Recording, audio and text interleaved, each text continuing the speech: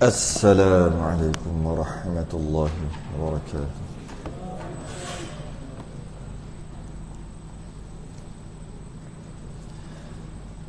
Innal hamdalillah nahmaduhu wa nasta'inuhu wa nastahdihi wa nastaghfiruh wa na'udzu billahi min shururi anfusina wa min sayyiati a'malina. من يهده الله فلا مضل له ومن يضلل فلا هادي له. أشهد أن لا إله إلا الله وحده لا شريك له. أشهد أن سيدنا محمدا عبده ورسوله. اللهم صل وسلم وبارك على سيدنا محمد الفاتح لما أغلق والخاتم لما سبق ناصر الحق بالحق والهدي إلى صراطك المستقيم. صلى الله عليه وعلى آله وأصحابه حق قدره ومقداره العظيم. اللهم نور بالكتاب بصري وأطلق بلساني واشرح بصدري واستعمل به جسدي بحولك وقوتك فإنه لا حول ولا قوة إلا بك. سبحانك لا علم لنا إلا ما علمتنا إنك أنت العليم الحكيم. ولا حول ولا قوة إلا بالله العلي العظيم. أما بعد. Alhamdulillah, kita rafa'kan kesyukuran. Terima kasih kita kepada Allah Ta'ala. Kita sambung kitab Perukunan Jawi muka surat 9, kita kat tengah-tengah.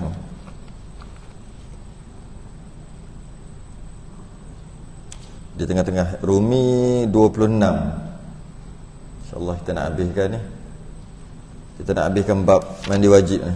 Sempat ke tak tu? Allah. Sebab apa? Sebab kita tak lama dah nak Ramadan.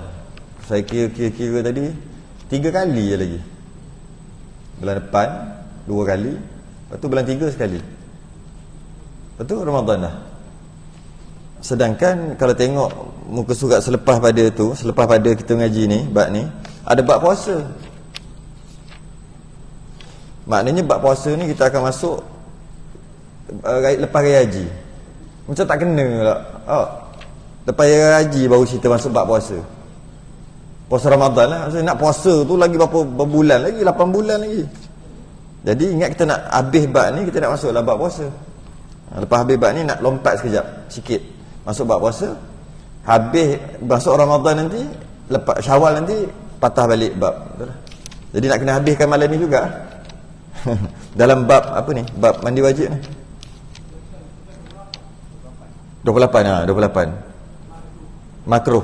Ya. Nak kena habiskan lah maknanya. Satu tak tahu sempat tak sempat. Tengoklah macam mana nanti. Sebab bila kita berhenti dekat tempat, dekat stesen dia, sedaplah kita nak langkah kejap tak? Pergi masuk bab puasa muka surat 60 kan? Kan 60 berapa, 60 lebih tu, 64. Lepas habis bab puasa tu, masuk Ramadan, bulan Syawal kita lompat balik muka surat 31. Elok lah, molek kan? Gitu lah. Itulah rancangannya, begitulah. Baik, muka surat 28 Rumi Jawi muka surat 9 kat tengah-tengah. Qala al-musannif rahimahullahu ta'ala wa nafa'ana wa iyyakum bi 'ulumihi fid darain amin ya rabbal alamin.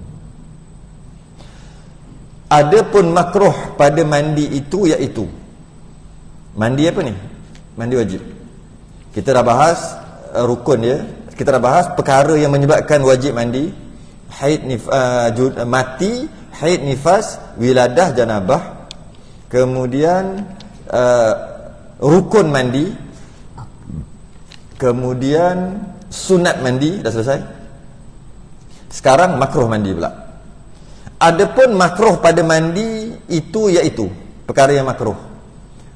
Sah mandi tapi makruh hukumnya. Yang biasanya makruh ni, biasa duk buat lah ni, melebihi menyucur air pada anggota. Memang buat setiap kali mandi. Sebab apa? Sebab shower. Shower mana dia berhenti, dia memang keluar aje. Kat situ makruh dah. Makruh. Kenapa tak haram? Sebab air itu kita bayar sendiri. Kalau air tu air wakaf, macam dekat masjid kan, kita buat mandi secara membazir akan haram. Tapi kalau secara membazir di rumah makruh dia tak sampai haram. Sebab bil tu kita bayar. Apa tu? Tak bayar. Kita bayar. Jadi melebihi menyucur air pada anggota. Jangan lebih. Cucur air tu jangan lebih. Jangan banyak. Sebab tu orang dulu cantik dah dia mandi. Mandi pakai gayung, cetong, atau mandi pakai kalau telaga tu kan. Elok, molek lah. Tapi sekarang ni pakai shower tu sebab air banyak dan air tu mudah dan murah. Murah lah kiranya kan. Air kat negara kita kira murah lah kalau bayar bil tu. Jadi kita buat shower gitu. Bila buka, dia keluar tu lebih daripada yang diperlukan. Agak-agak berapa persen yang kena badan, berapa persen yang masuk longkang aja. Yang air shower tu. Kan masih ada kena tu mesti ada yang kan agak berapa. Itulah yang tak itu yang dipanggil lebih tu. Itu yang melebihi tu, katanya lebih. Saya rasa 50% je kena badan kot. Ke banyak ke melampau kan? 70% kena badan.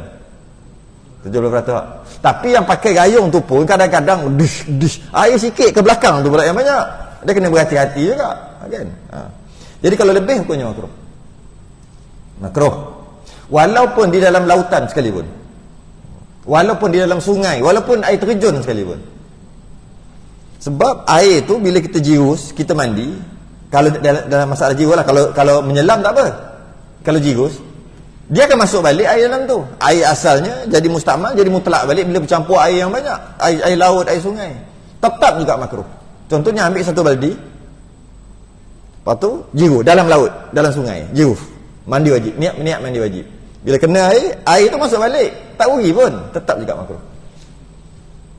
Kerana jumlah air tu yang tak diperlukan banyak tu, tapi dia buat banyak tu, kenapa? Atas alasan dia masuk balik, tetap makruh. Tetap perbuatan itu makruh. Itu kalau dalam laut. Kat bilik air kita tak tahulah berapa banyak. Saya sebut itu kan. Ni berapa liter ni? Nabi mandi 1 gantang. Nabi ambil wuduk 1 cupak. Ini 2 cupak. Orang dulu kata ni 2 cupak. Ni 1 cupak, ni 1 cupak. Nabi ambil wuduk ni je.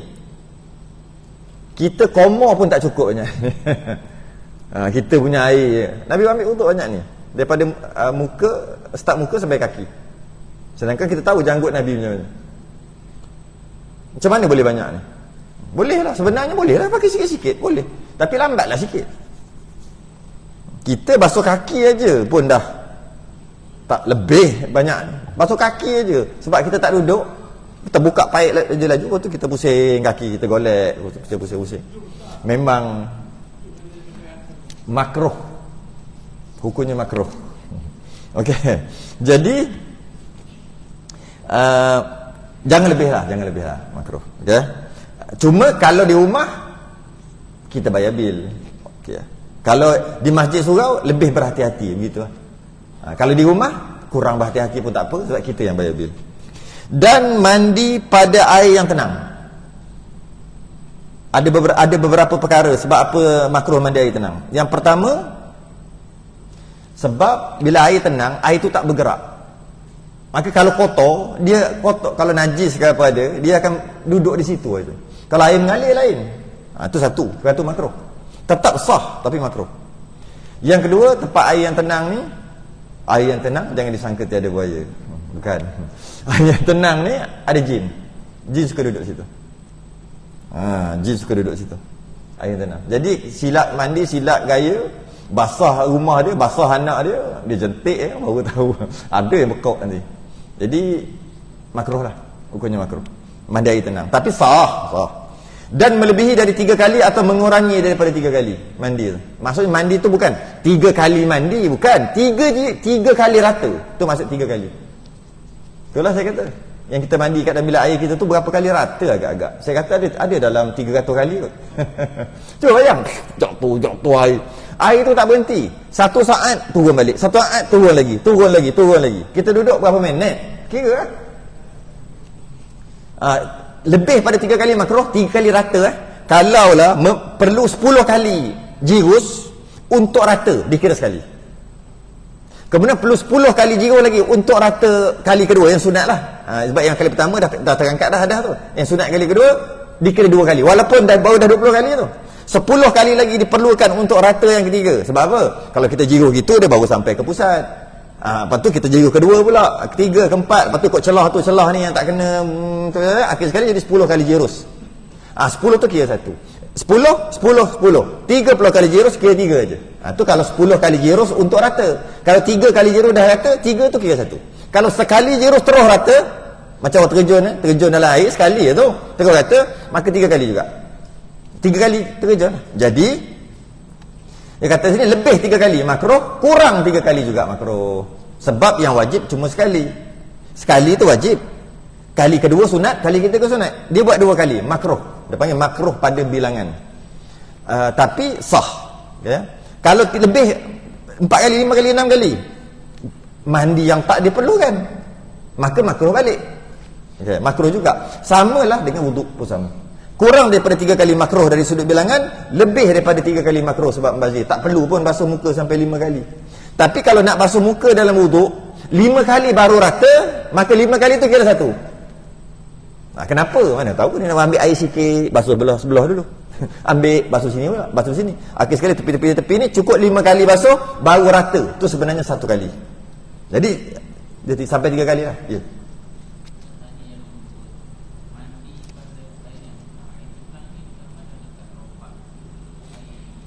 Mandi pada air yang tenang, maksudnya terjun dalam tu, masuk dalam tu. Yang air tu lebih 2 kullah. Air lombong, yang tenang, air lombong. Yang lebih 2 kullah. Kalau kurang 2 kullah, bukan makruh lagi, dia masuk dalam tu, mustamal lah air dalam tu. Kalau air kurang 2 kullah, maksudnya air itu lebih 2 kullah. Yang mana-mana tempat.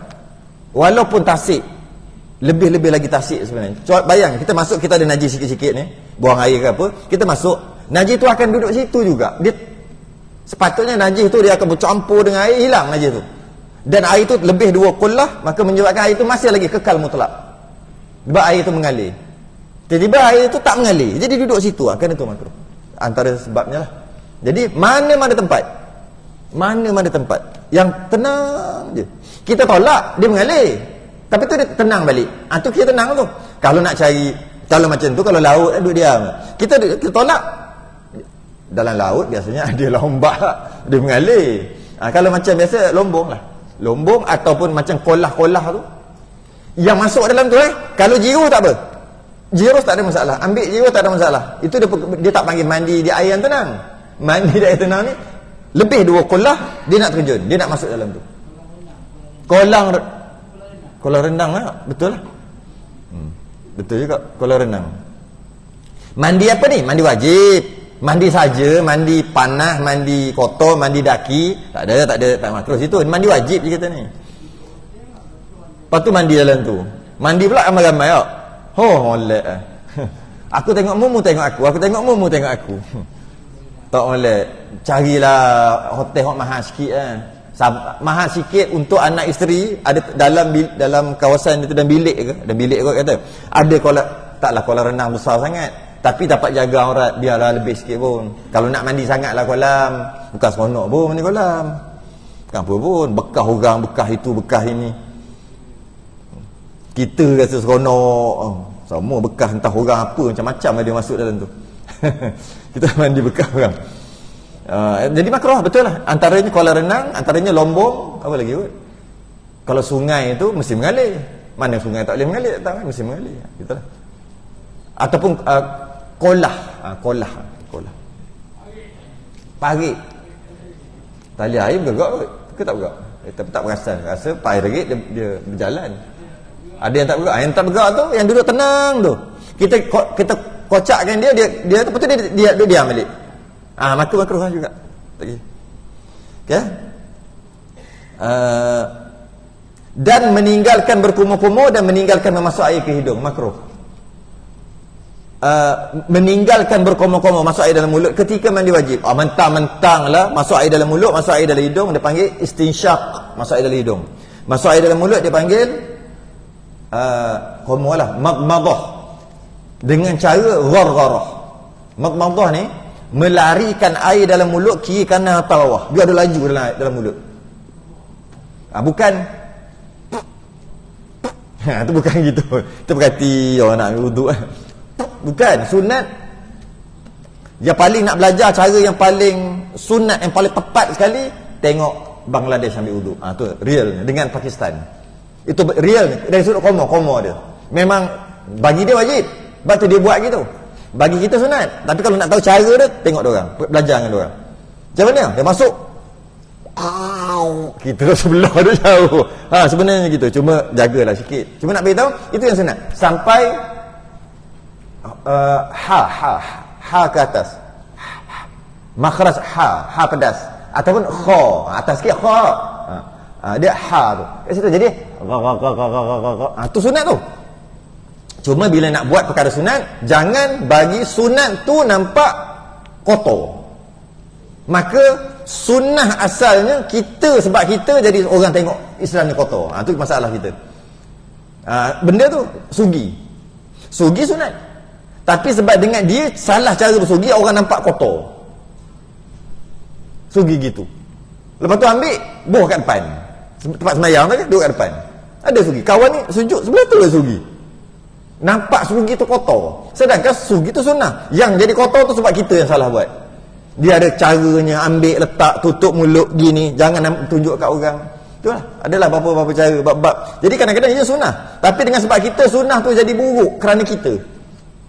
Bukan kerana sunnah, kerana kita. Sama lah juga, komo-komo sunat semua, tapi kita kena jaga juga. Kalau ada orang tu, janganlah melampau. Tapi kalau dalam bilik air kita sendiri, buat lebih-lebih. Bunyi, dia ada masuk situ. Dia sama. Kira juga. Cuma biasanya kalau orang nak sembahyang, bawa buah gigi tu dengan ubat gigi tu masalah sikit lah. Jadi paling senang sekali kayu arak dia panggil. Kayu tu lah. Jadi itulah paling senang. Cuma nak sembahyang tu duduklah belakang-belakang sikit. Ataupun pandai-pandai lah. Tak kisah duduk dalam saf pun boleh, tapi pandai-pandai supaya tak nampak sunnah tu jadi buruk sebab kita. Itu je, jaga tu. Sebab bila sunnah kena jaga Nabi, nama Nabi tu kena jaga. Bila sebut sunnah Nabi, bukan sunat. Sunat tu lain. Sunat buat dapat pahala, tinggal tak berdosa. Ni sunnah. Bila sunnah, dia terautomatik ke Nabi. Tapi dengan kita buat tu, cara kita buat salah, orang tengok sunnah tu. Sunnah tu kotor, sunnah tu macam bulan puasa. Air liur ada dalam mulut. Tuih ludah. Nampak puasa tu, Allah, apa? Teruknya orang Islam ni. Busuk. Dia ludah kat tingkap tu. Tingkap tu. Tak, kadang-kadang lepas, kadang-kadang tak lepas. Masa tak lepas tu meleleh. Lepas tu kejap-kejap keluar balik. Kan mulut kering kan bulan puasa. Ludah lama busuk kat situ. Ini sebab game puasa kan. Dia jadi gitu. Kalau campur pula dengan orang kafir kan, lagi nampak buruk. Sebab tu sunat telan air liur ketika puasa. Sunat dapat pahala telan air liur.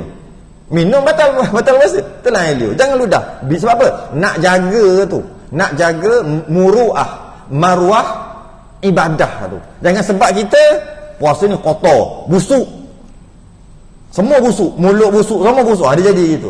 Jangan sebab puasa lembek, tak produktif. Kita yang salah. Sedangkan puasa elok je, boleh je produktif, sihat je. Kena caranya dengan sahur dengan cukup.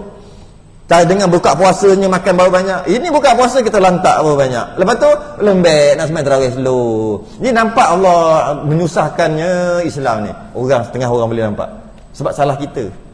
Pada orang makan 2-3 biji sikit-sikit je dulu. Lepas tarawih takkanlah banyak pun. Salah kita menyebabkan agama nampak buruk. Itu salah kita, bukan salah agama. Jadi masuk air dalam mulut, komo kuat-kuat dan masuk dalam hidung, dia panggil istinsyaq. Masuk air dalam hidung, saya perhati tak, orang tak berapa nak diamalkan dah. Sebab tak reti buat. Tak reti nak buat masuk air dalam hidung, istinsyaq dan istinsar. Istinsyaq masuk, istinsar keluar. Masuk dapat pahala, keluar pun dapat pahala. Keluarkan air. Masuk air dalam hidung dapat pahala, keluar. Istinsyaq dapat pahala, istinsar pun dapat pahala. Untung. Masuk dapat, keluar pun dapat. Qomo dapat, larikan air atas bawah kiri kanan dapat, sampaikan dia kat dapat, buang pun dapat pahala. Dengan qomo pun dah 4 pahala dah dapat kat situ. Bukannya susah nak dapat. Bukan susah, buat aja. Jadi masuk air dalam hidung, orang dah cuba 2-3 kali. Akhir sekali dia bersin. Masuk air dalam hidung, sampai ke masuk otak. Pening, hidung merah, mata merah. Akhir sekali tak buat dah. Sedangkan istinsyaq tu salah cara, salah teknik. Masuk air dalam hidung ketika nak ambil wuduk atau nak mandi wajib ni, Tak susah tu sebenarnya. Janganlah kita ambil air, lepas tu kita ambil, letak kat hidung, kita tarik. Memang masuk otak. Berceng-ceng seminggu. Dia ada, Nabi dah ajar cara, kita je tak ngaji. Macam mana ni? Ambil air, jangan letak sini, tarik nafas dulu. Tarik nafas sampai habis. Boleh tak? Boleh lagi tak? Habis dah. Lagi, boleh lagi, tarik lagi sampai habis. Dah tak boleh dah, letak, baru tarik. Banyak masuk. Tak banyak lah sebab dah habis nafas dah. Masuk sikit sini, keluar balik. Ini orang istinsyak nak istinsyak juga. Tarik sampai habis. Dah tak masuk dah habis, tak habis dah. Maksudnya habis dah nafas. Letak, tahan sekejap, letak, betul tarik. Tak berapa nak boleh lagi dah. Ada sikit lagi, sikit nyawa, minta nyawa sikit lagi. Tarik sikit tu. Dia masuk sekadar sini je lah. Betul keluarkan lah. Di antara penyakit-penyakit yang jenis virus duduk kat hidung, istinsyak selesai. Macam COVID. COVID kan duduk kat hidung. Kita istinsyak selesai. Apa-apa penyakit yang duduk kat hidung, sesema selesai. Sebelum sesema lah, dah sesema tak guna lah. Sebelum sesema tu ada virus ataupun bakteria ni, dia duduk kat hidung dulu sekejap sebelum dia masuk untuk jadikan penyakit sesema, batuk, apa-apalah yang masuk ke hidung. COVID dia akan duduk sekejap dulu, mungkin sehari 2 hari, dia lepak dulu. Kita tak buat apa-apa lagi ni. Sebab apa dia? Sebab ada tai hidung, ada bulu hidung, lepas tu ada belengah-belengah dalam ni kan, lendir-lendir. Itu semua Allah buat cantik punya penghalang daripada bakteria, daripada virus. Dia terpaksa duduk situ dulu. Kita pun relax, tak buat dia beranak-beranak pinak tu dia masuk ke dalam. Itu test COVID kena cocok kat hidung, sebab dia duduk kat dalam. Kalau awal-awal lagi kita sehari basuh 5 kali basuh hidung, istinsyak, tak ada lah kena. Tak kena. Penyakit-penyakit semua jarang sangat nak kena. Sebab baru dah singgah, sehari 5 kali kita masuk air dalam hidung. Maksudnya ambil uduk lah 5 kali tu. Tambah mandi wajib 6 kali kalau mandi wajib lah. Okey. Bermula haram pada orang yang tiada berair sembahyang itu 3 perkara. Orang yang tak ada wuduk, haram 3 perkara. Haram buat 3 perkara. Pertama, sembahyang dan barang sebagainya. Sembahyang fardu, sembahyang sunat, haram bila tak ada wuduk. Sedia maklum lah kot. Sebab tu orang yang batal sembahyang,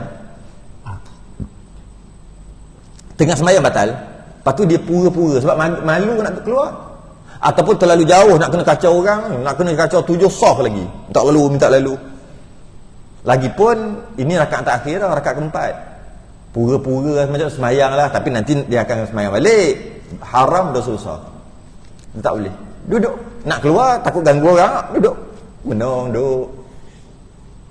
Jangan buat-buat sembahyang, batal masa berdiri, tuan-tuan masa qiyam. Jangan buat-buat sembahyang, buat-buat rukuk yang tidak rukuknya haram. Habis tu duduk tengok orang. Itu jangan buat-buat sembahyang. Sebab kata Allah lah dekat lagi, sujud, lepas tu tahiyat, lepas tu salam, bangun ambil wuduk, sembahyang lah balik. Dia kata, jangan, haram. Sebab dah batal wuduk. Tu tak boleh. Tak ada wuduk tak boleh. Sembahyang sunat tak boleh, sembahyang fardu juga pun tak boleh. Sembahyang jenazah pun tak boleh. Walaupun ada khilaf lah sembahyang jenazah. Mazhab lain sembahyang jenazah tak ada wuduk pun sah. Mazhab Syafi'i tak boleh wuduk juga sembahyang jenazah. Sebab apa mazhab lain kata sembahyang jenazah tak perlu wuduk? Dia kata tu bukan sembahyang betul. Tak ada rukuk, tak ada yang tidak, dia doa. Mazhab Syafi'i kata tu sembahyang. Buktinya apa takrif sembahyang? Apa definisi sembahyang? Mazhab Syafi'i dia buat keluar definisi, takrif sembahyang. Aqwalun wa af'alun muftatahatun bitakbir wa mukhtatamatun bitaslim bi syara'ita makhsusah. Itu adalah sembahyang. Aqwalun, perkataan yang keluar kat mulut. Wa af'alun, perbuatan yang tertentu. Muftatahatun, dimulakan dengan takbiratul ihram. Wa mukhtatamatun bitaslim, dan disudahi dengan salam. Bi syara'ita makhsusah, ada syarat-syarat. Macam ada menghadap kiblat, syarat-syarat. Tutup aurat semua. Solat jenazah masuk tak? Masuk. Mulakan dengan takbir, sudah dengan salam. Ada syarat-syarat, ada menghadap kiblat begitu gini. Maka sembahyanglah, kata mazhab Syafi'i. Mazhab lain kata tidak, tak ada rukuk, tak ada yang tidak, sembahyang apa. Itu kira baca doa saja. Maka tak ada wuduk pun tak apa. Itu mazhab lain. Jadi kalau orang tak ambil wuduk, jangan pelik Mungkin dia mazhab lain. Mazhab Hanafi kot. Mungkin mazhab lain. Ya? Tapi kalau mazhab Syafi'i tak boleh. Sujud tilawah pun tak boleh. Sujud tilawah ni apabila membaca ayat-ayat sajadah. Tapi orang Melayu dia pergi kata sujud sajadah, hantam sajalah. Sebenarnya sujud tilawah ayat sajadah, bukan sujud sajadah. Sujud sajadah tu sejadah sujud. Sujud tilawah, sujud tu sujud, tilawah tu baca kan, tilawatul Quran kan, baca Quran. Jadi sujud tilawah, sujud kerana baca. Baca apa? Ada 14 tempat, setengah pendapat ada 15 tempat dalam Quran yang ada tanda kubah. Bila lalu ayat tu disunatkan untuk sujud tilawah. Apabila baca ayat sajadah, sunat sujud tilawah. Bukan, bila baca ayat sajadah, sunat sujud sajadah, bukan. Tapi boleh lah, orang Melayu cakap tak apalah, halal lah. Okay, boleh lah. Tapi salah lah, sujud tilawah bukan sujud sajadah. Kalau sujud tu apa? Sujud. Sajadah tu sujud. Sujud. Sajadah tu punya tempat sujud. Sejadah kan, tempat sujud. Sujud. Lailatul Qadar. Malam tu malam, Lailah tu malam, Qadar. Malam Qadar. Tak apalah, Melayu cakap gitu tak salah, tak berdosa pun. Cuma salah dari sudut bahasa. Jadi kenapa pagi Jumaat kita ada sujud yang tambahan tadi tu? Tambahan kan? Kita pagi Jumaat sunat sujud tilawah kerana membaca ayat sajadah pada surah sajadah. Sebab ayat sajadah ada pada surah-surah lain. Surah Al-Hajj ada 2 tempat, surah Iqra apa ada? Kan? Wasjud waqtarib. Jadi ada 14 tempat, setengah pendapat ada 15 tempat yang bila baca ayat itu yang dinamakan ayat sajadah, disunatkan sujud tilawah. Ketika nak sujud tilawah, wajib ada wuduk. Mazhab lain pun tak ada wuduk juga sujud tilawah, dia boleh je sujud. Mazhab Syafi'i wajib ada. Sebab apa? Sebab nak sujud tilawah, dia berdiri, dia sunat berdiri, duduk pun boleh. Dia martabat sembahyang sunat. Sembahyang sunat berdiri pun boleh, duduk pun boleh kan. Dia berdiri, kalau tidak dia nak duduk silakan, dah halalang baca Quran kan. Takkan nak berdiri dia kata duduk, apa boleh? Takbir, niat sujud tilawah, takbir, sujud, duduk, salam. Itu sembahyang. Maka wajib ada wuduk. Macam tu juga sujud syukur. Apabila dapat sesuatu nikmat yang jarang-jarang dapat. Bukan nikmat yang selalu. Kenapa sujud ni? Dapat gaji. Gaji tak disunatkan sujud syukur. Disunatkan bersyukur. Sebab apa? Sebab nikmat gaji tu dah tahu tiap bulan. Main bola, jaringkan gol. Lepas tu sujud. Perasan tak? Saya perasan. Saya tak minat bola, tapi perasan juga. Sujud syukur. Tak, sebelum tu nak tanya lu sujud apa? Dia semayang Zuhur kot, semayang Isyak kot. Semayang apa gitu lah. Okey, tak apa, kita tolak. Mungkin dia sujud sahwi kot. Masa bila pula dia semayang? Okey, tolak. Mungkin dia baca ayat sajadah kot. Apa benda dah sepak bola. Tolak. Ada satu je jelas, sujud syukur. Itu lah, takkan mana pun lagi. Okey, dia sujud syukur, menandakan tanda kesyukuran. Sujud syukur disunatkan apabila dapat satu nikmat yang jarang-jarang dapat. Okey, yang jarang-jarang dapat, yang tak disangka dan jarang-jarang dapat. Contoh dapat anak dan sebagainya kan, dapat isteri, dapat beli rumah. Bukan hari-hari beli rumah, dapat beli kereta, ataupun terelak daripada bala. Orang rumah orang lain terbakar, rumah dia tak terbakar. Orang lain accident mati, dia tak mati, sebagainya. Terelak pada bala, sujud. Dengan syarat nikmat tadi ataupun bala yang terelak ataupun nikmat yang dapat tadi bukan maksiat. Dia benda yang harus lah, benda. Okey. Dan bila nak sujud syukur, wajib sempurnakan semua macam sembahyang. Ada wuduk, tutup aurat, menghadap kiblat, apa lagi? Bersuci daripada najis. Ada wuduk. Ada wuduk dah sebut tadi kan? Okey, 4. Pertama, dia jaring gol. Jaring gol tu jarang-jarang jadi. Boleh aku terima. Benda harus. Dan pula tu mungkin dengan sebab tu dapat duit sikit kan? Dapat tu. Okey, boleh lah terima. Sebab dapat nikmat, iaitu lepas ni dapat duit, boleh. Cukup tak syarat dia? Tutup aurat. Kepala lutut nampak? Tak apa, mazhab Maliki. Sangka baik. Kalau mazhab Syafi'i mana boleh? Pusat sambil lutut. Tu nampak kepala lutut tu. Yang kedua, menghadap kiblat. Nampak macam menghadap mana-mana, entah mana. Umat Yahudi mabuk mana dia menghadap. Tak boleh lah. Bukannya haram tu, haram. Yang ketiga, ada wuduk. Suci daripada najis. Mungkinlah tak ada najis kat badan dia, katalah. Tapi ada wuduk tak? Sempat ambil wuduk lepas jaring ganggol tu. Maka tak boleh, punya haram. Gitu. Sekurang-kurang pun mazhab Syafi'i. Kalau nak kata boleh pun mazhab lain. Walaupun mazhab lain, dia tak perlu wuduk, tapi masih lagi tutup aurat, wajib tutup aurat, masih lagi wajib menghadap kiblat juga. Jadi walaupun dekat mazhab lain tetap tak boleh juga. Dari sudut wuduk ya, tak apa mazhab lain. Jadi mudah kata, lebih-lebih lagi sujud bila tau? Apa? Tempat tak kisah. Janji jangan ada najis. Atas padang boleh, dekat mana-mana boleh.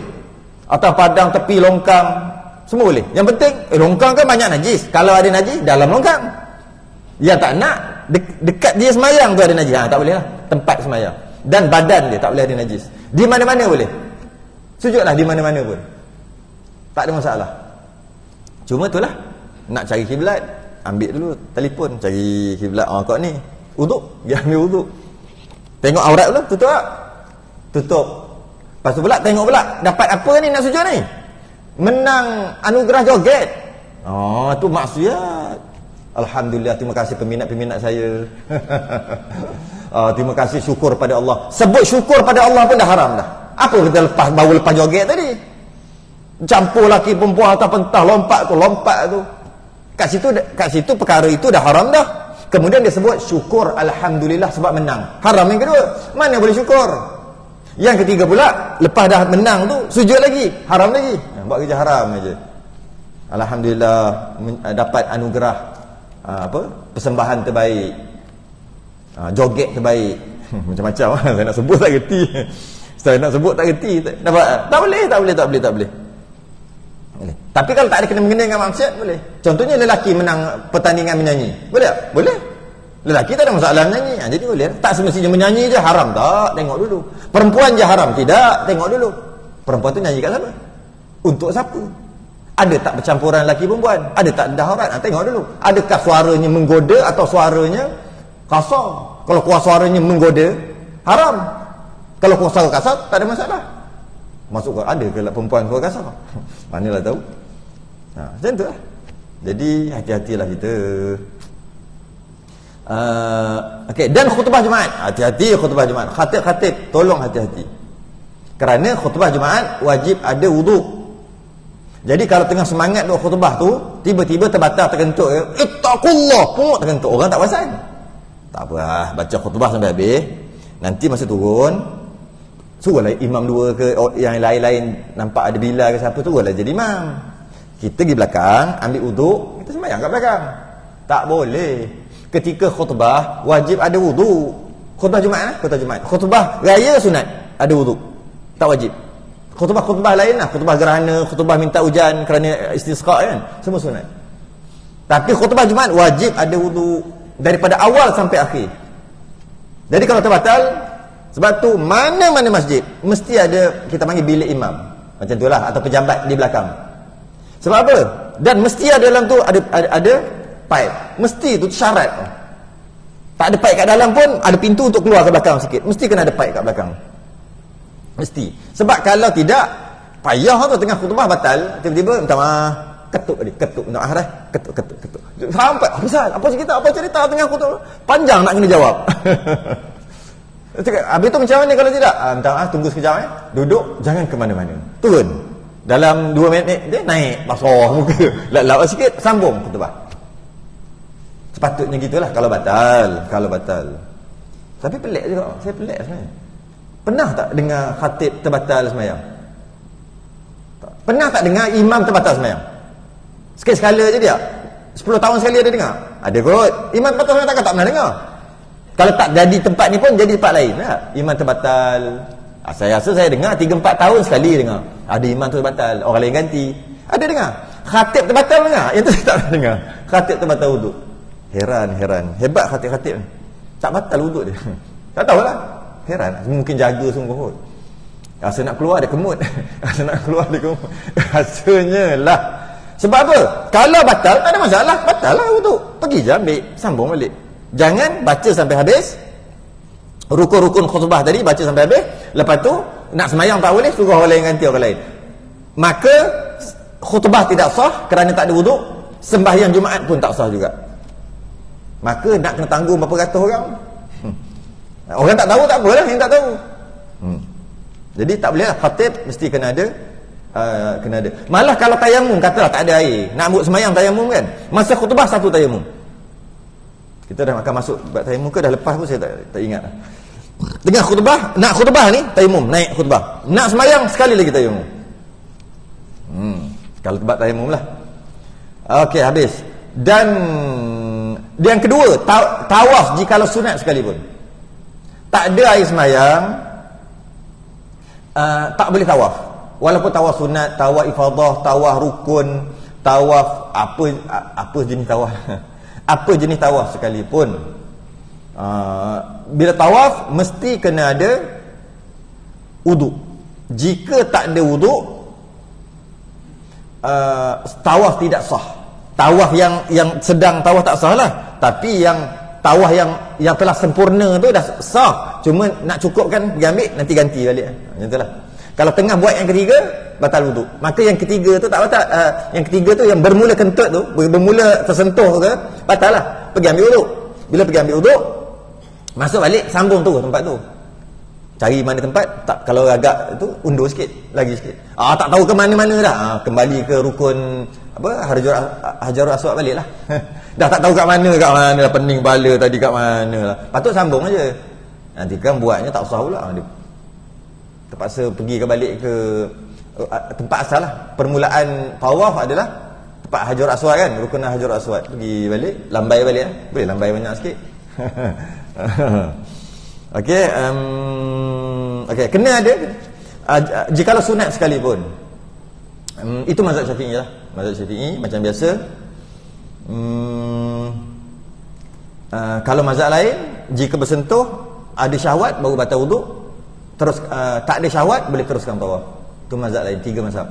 Mazhab Syafi'i sentuh aja pergi ambil wuduk. Saya pergi baru ni tempat ambil wuduk, Allah jauh bawah. WC tu, WC 3, WC tu, WC kan ada WC yang besar tu. jauh. Pergi keluar, pergi ambil wuduk, masuk balik, sambung balik. Baru jalan lagi, bersentuh pula. Tadi bersentuh dengan perempuan lah. Tadi katalah kentut. Pergi ambil wuduk, masuk-masuk bersentuh dengan perempuan pula.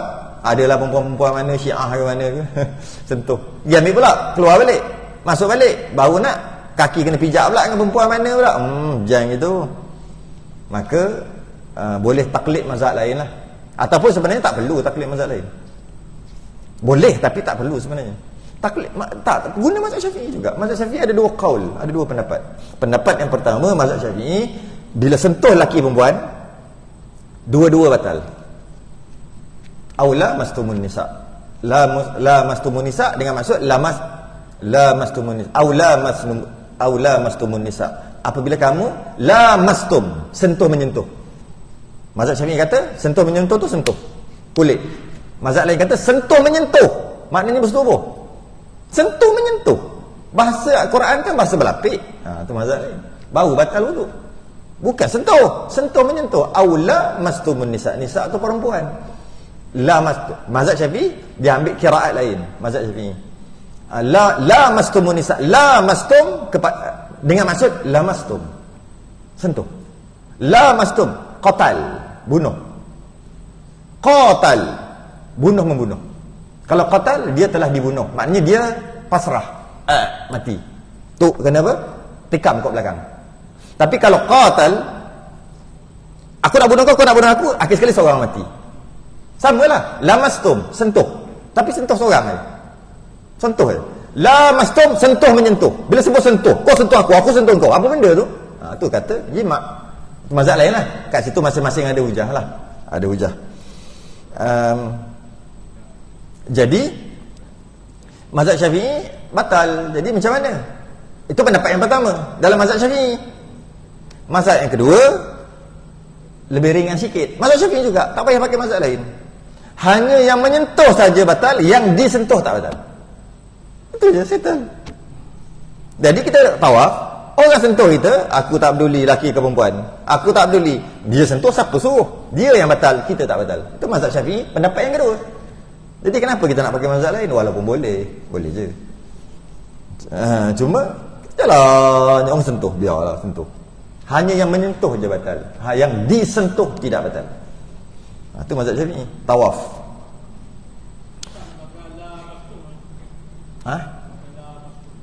La mastum. Au la mastumun nisa. Sambung ayat. Okey, yang ketiga. Menjabat mushaf. Apa jabat? Sentuh. Kan jabat tangan. Berjabat tangan kan? Jabat ni sentuh. Sentuh mushaf. Mushaf ni kalau kita panggil Quran tu lah, kita panggil Quran. Sebenarnya bukan Quran, mushaf. Tapi boleh je panggil Quran pun. Ambil Quran kejap. Mushaf. Buku Quran tu, kitab Quran tu, Quran yang kita panggil mushaf. Menjabat, menyentuh. Atau membalik waraqahnya. Tak, menjabat mushaf. Bila sebut menjabat mushaf, maksudnya sentuh mushaf. Maka dulu kertas je lah, ataupun lauh batu, ataupun papan, ataupun kulit pokok, kulit binatang dan sebagainya. Dia panggil mushaf lah juga kalau banyak. Macam ni kalau handphone, adakah termasuk dalam mushaf? Ulama bahas. Sebab benda baru kalau buka gini tak ada keluar. Buka gini dia keluar. Ni menyentuh mushaf tak? Ataupun kalau ada ni pegang, haram mushaf. Adakah begitu? Ni soalan. Maka ulama sekarang bahas lah. Sebab dulu tak bahas. Mana ada benda ni? Adakah dia dikira mushaf ataupun tidak? Jawapannya selepas ini. Azan tu. Dah azan. Siapa nak tahu jawapan, tunggu. Jangan ke mana-mana. Boleh tak? Boleh? InsyaAllah.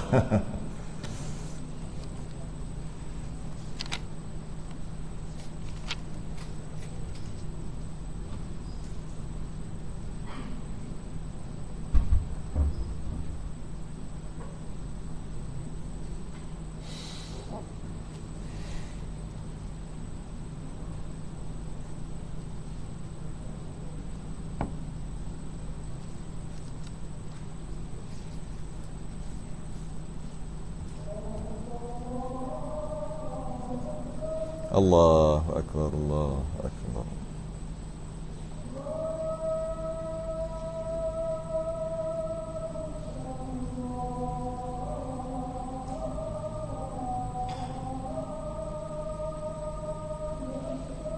Allahu Akbar, Allahu Akbar.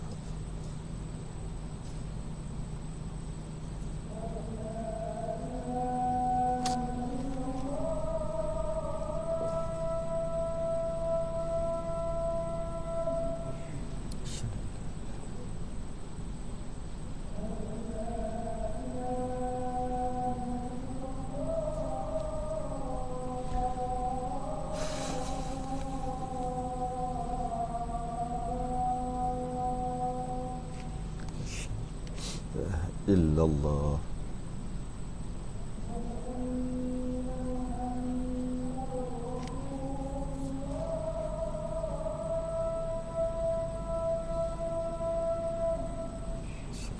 Muhammadur Rasul.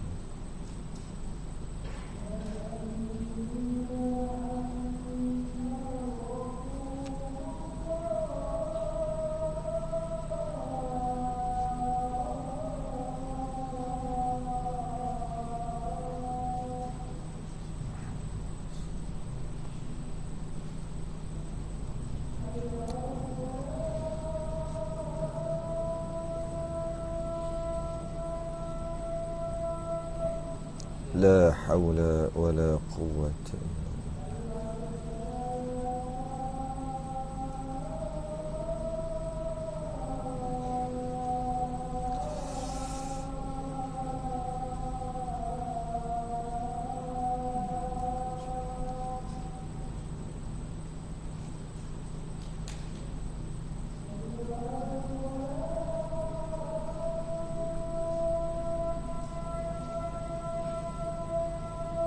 لا حول ولا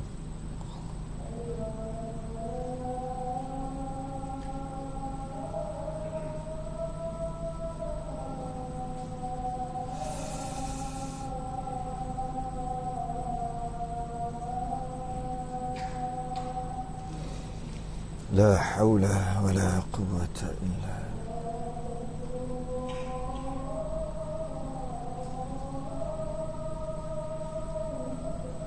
Allahu Akbar.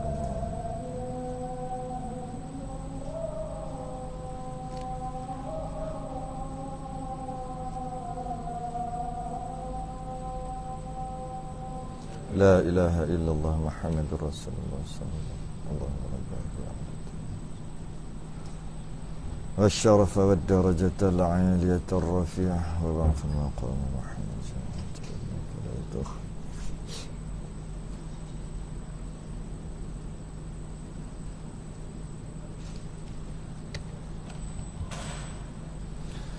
Oleh kerana perkara tu perkara baru, maka ulama dia baru buat perbincangan lah perkara baru.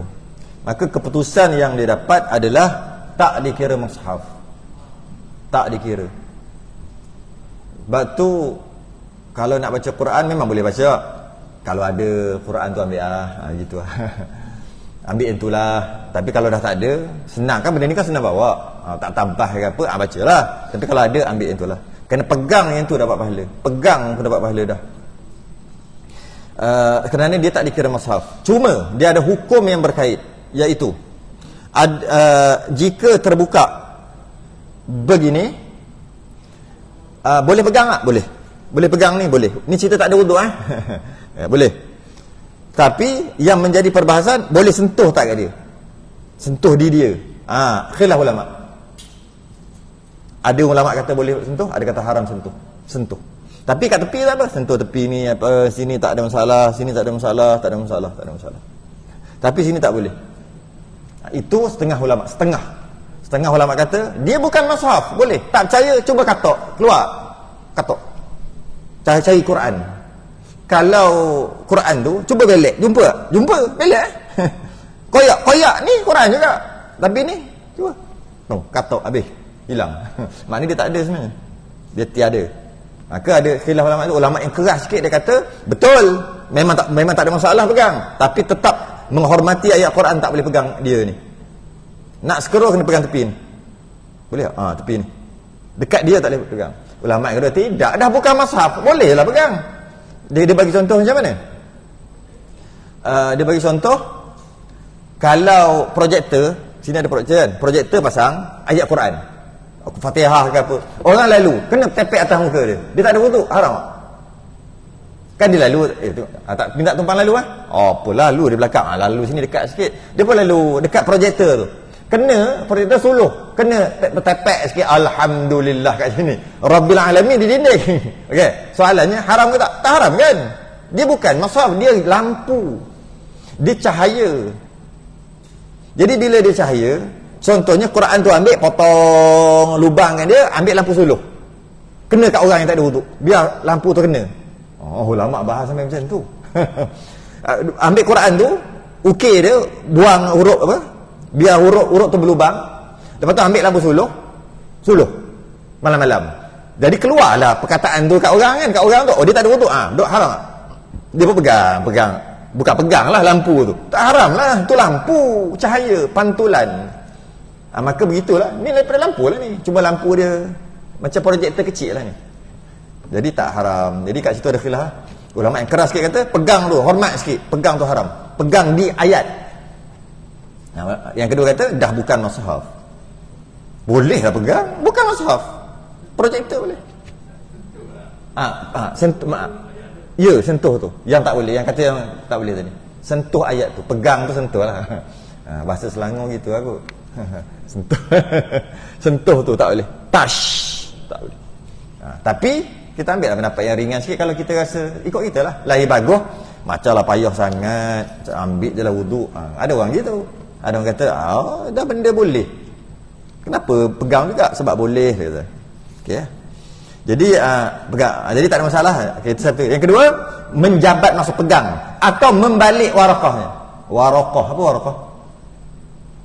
Warakah ni dah jadi bahasa Melayu. Warkah, Melayu kan pelat. Warakah jadi warkah. Warkah tu maksud apa?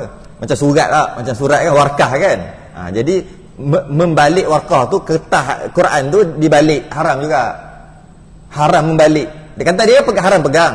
Habis kalau setakat belek pun haram. Pegang warakah kan tu, pegang warkah kan tu, pegang kertas dia kan tu. Walaupun tak pegang dekat huruf. Habis kalau tadi boleh, kalau pegang huruf baru tak boleh. Itu hanya untuk telefon, untuk TV je. Tak terpakai dengan ayat Quran ni atas. Kalau ayat Quran lah, apa ni? Inna salati. Ni. Ayat Quran ni tak terpakai. Pegang sama juga. Ni dia dikira warqah. Ni. Pegang haram kalau tak ada wuduk ni. Pegang haram. Kecuali khat. Ni khat apa? Nasakh. Ada khat yang apa, kaligrafi. Sampai tak boleh nak baca.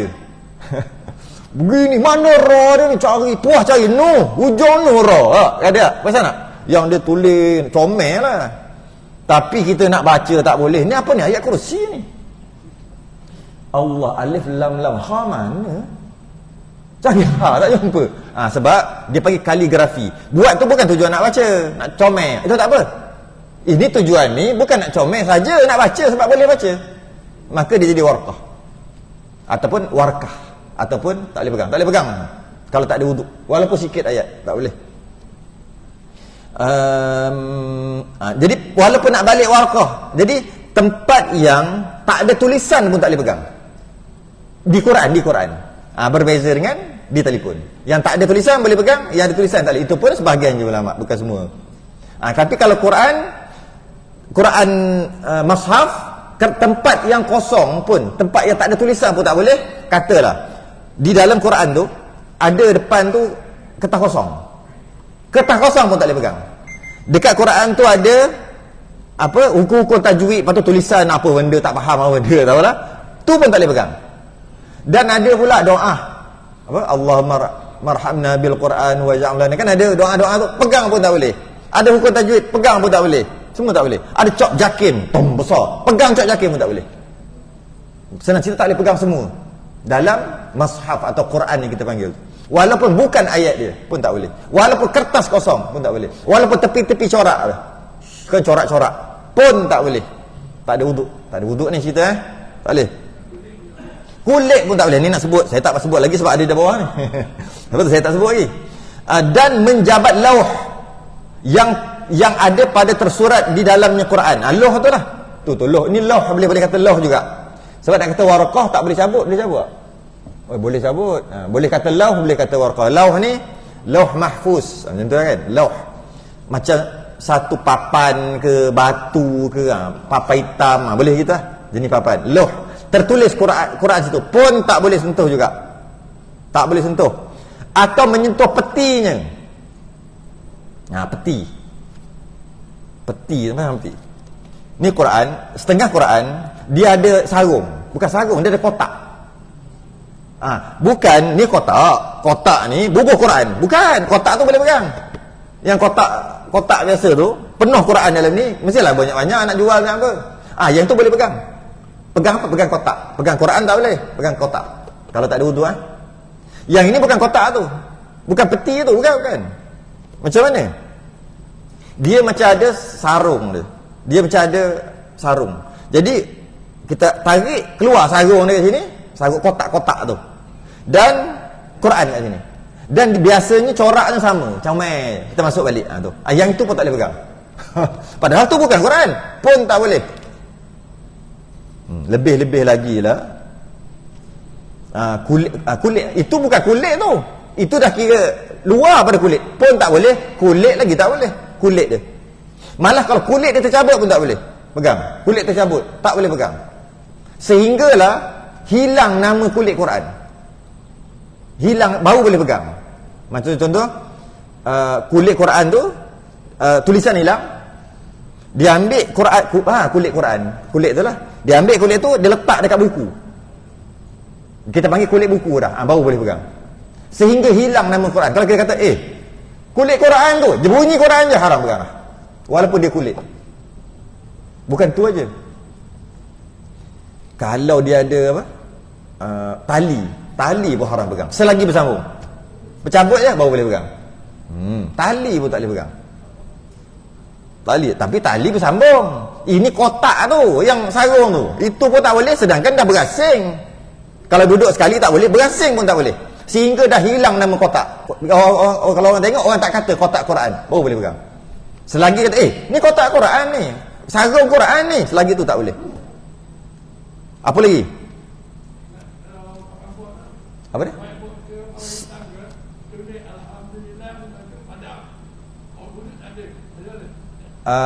Masalah juga. Okey, yang pertama, ketika tulis Quran ni, ketika tulis dia kena ada niat. Orang tulis Quran tu dengan niat Quran. Sebab ada orang tulis ayat-ayat tu tapi bukan dengan niat Quran. Sebab alhamdulillah pun boleh jadi zikir juga, subhanallah boleh jadi zikir, boleh jadi Quran. Jadi ketika tulis tu niat apa? Jika ketika tulis tu niat Quran, dia terus jadi Quran. Bila dia jadi Quran, betul lah, tak boleh pegang lah. Tapi kalau tulis tu niat nak ajar orang, bukan Quran, niat zikir, niat lain, maka baru boleh pegang. Jadi dia bergantung pada niat.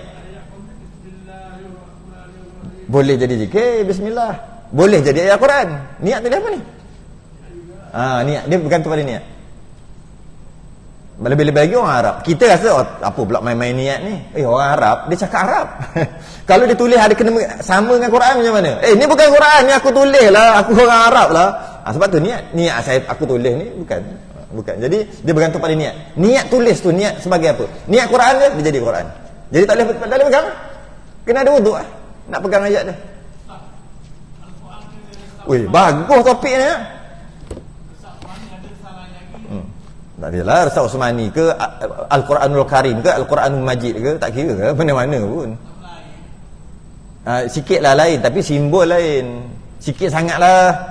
Biasa dulu belajar Al-Quranul Karim ke Al-Quranul Majid? Ya, Karim. Nampak pun dah umur dah.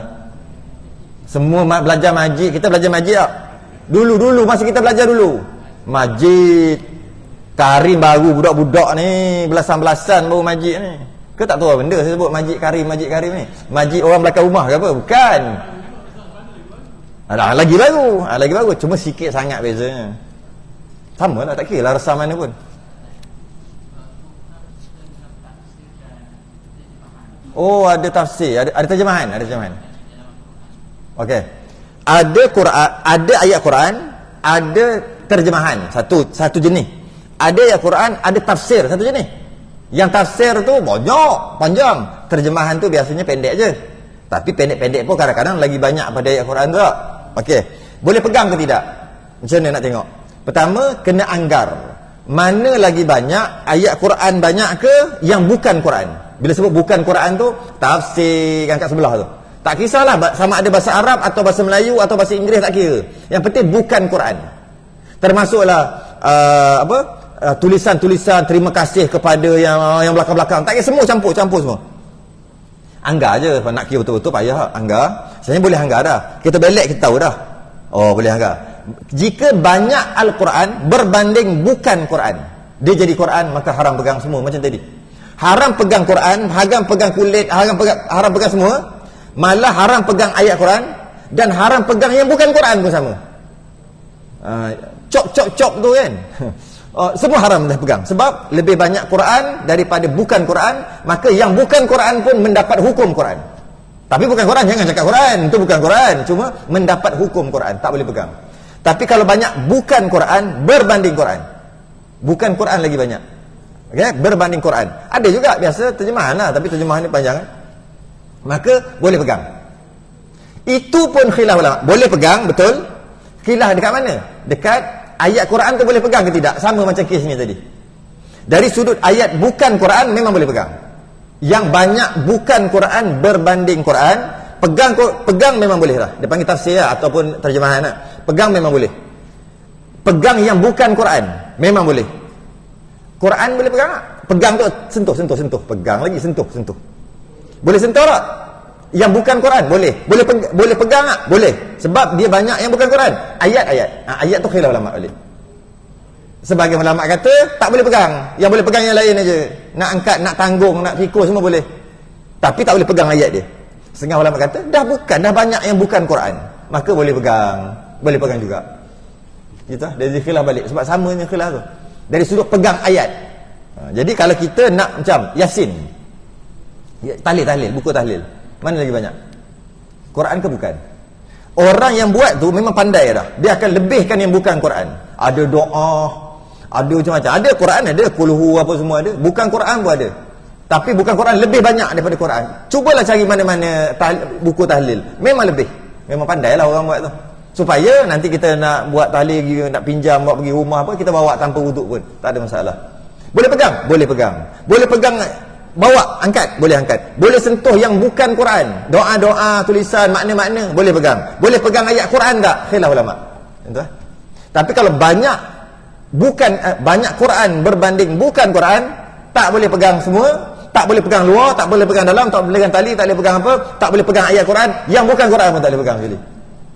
Kayak nak kena berhenti dah ni. Atau kadutnya. Apa benda kadut ni? Karung yang masuk Quran dalam sarung dia, lepas tu tarik apa benda panggil? Dia macam uncang. Masuk Quran dalam tu, lepas tu tarik macam tu jadi ketat. Tu dia panggil kadut. Bila masuk dalam kadut tu, kadut pun tak boleh pegang. Beg. Beg pun tak boleh pegang. Saya ingat ada budak tahfiz saya sebelum ni, ada mengajar di tahfiz. Ada seorang ni, hebat. Dia sebelum tu masuk tahfiz lain. Kerana dia masuk tahfiz situ. Saya mengajar di situ. Hebat seorang sebab dia bawa budaya tempat lama dia lah. Apa hebat dia? Kadut ni, sarung tu, bukan beg agak besar sikit. Sarung betul-betul sarung tu. Dia ada sarung dia kecil je sebab Quran nak budak tahfiz ni kecil je. Dia ada sarung dia besar ni kot. Dan ada Quran besar pun ada juga sarung dia. Dalam 5-6 bulan macam tu dia akan basuh lah. Entah macam mana, saya terasa nak perhati budak ni sebab budak ni lain sikit lah. Sebab dia daripada tempat lain.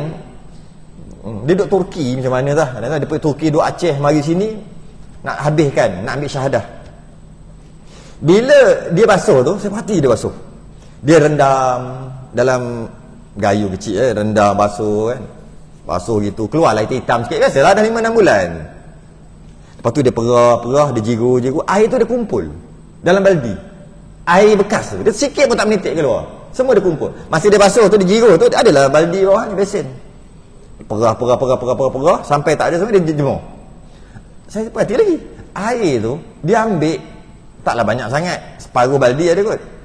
Dia buat naik atas bumbung. Dia naik panjat atas bumbung. Dia ikat tali, dia naik, dia suruh kawan dia baling tali. Dia pun tengah panas pukul 1. Bumbung zinc. Dia naik atas tu, panas-panas tu, dia tuang. Air tu kering. Tak menitik sikit pun. Tapi lama lah, sejam kat atas tu. Jiru. Slow. Hilang. Panas. Bekas air, bukan Quran, sarung Quran pun dia jaga. Patutlah dia setahun 8 bulan khatam. Jadi kita tak pelik setahun 8 bulan 30 juzuk. Hebat setahun 8 bulan 30 juzuk. Kita tak heran pun bila tahu perangai dia macam tu, tak heran. Itu dia jaga benda yang tak wajib jaga pun. Kalau orang lain kata menyusahkan benda pula, tuang je lah. Kalau tuang masuk longkang, kalau kena najis macam mana? Kita dengar, kenapa? Air memang biasalah kena najis. Tapi bekas tu adalah bekasan sarung. Biasalah sarung. Sarung tu sarung Quran. Jauh hanya kau pusing. Dia jaga. Dengan dia jaga tu agak-agak lah, dia jaga makan tak? Tak payah tembak. Memang tetap jaga lah. Takkan dia bantainya semua Maggi, tak Maggi. Sedap tak sedap. Takkan dia bantai semua. Kalau itu dia jaga, makan lagi jaga. Minum, mata dia jaga tak? Ghaddul basar, tunduk pandangan. Jaga habis. Hati jaga tak payahlah. Kalau mu jaga benda ni, memang jaga yang lain-lain lah. Maka setahun 8 bulan khatam. Dia syahadah 4 tempat. Dekat Turki, kat Aceh, mana dah? Lagi dekat Malaysia. Hebat. Wallahu alam. Betul. Panjang lagi sebenarnya cerita ni, tapi dah sejam lah. Dia tak boleh lebih sejam. Nanti dia pening-pening.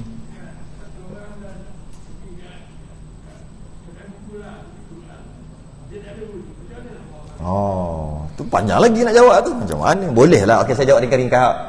Kalau nak jawab panjang-panjang minggu depan lah. Ringkas-ringkas. Yang pertama, dia tak boleh pegang. Itu yang pasti dia tak boleh pegang. Jadi orang yang penjual tu lah pegang. Kemudian bawa dalam beg. Mestilah bawa dalam beg, takkan nak bawa gitu. Bila bawa dalam beg, pastikan dalam beg tu ada benda lain. Ada benda lain. Dalam beg ke, paper bag ke, plastik bag ke, beg apa ke, beg kita, tak kisahlah. Pastikan ada benda lain. Mengikut Ibn Hajar, Benda lain tu mesti biar berpatutan.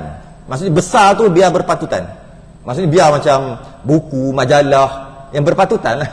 Tisu kan agak berpatutan. Kata Syekh Ramli tak berpatutan pun tak apa. Ambil jarum tak satu pun tak apa. Tu macam tak berpatutan lah. Ambil pensel tak, ambil jarum betul tak? Pun tak apa. Kata Ibn Hajar tak boleh melampau. Habis tu biar patut-patut. Letak ni ke, tab ni ke, apa-apalah. Bila bawa niat, bawa benda tu. Bawa yang tu lah. Bawa jarum. Itu yang Syekh Ramli kata no problem. Jarum pun niat bawa jarum aja. Niat barang lain. Aku bawa apa? Aku bawa jarum, aku bawa majalah. Memang ada majalah pun.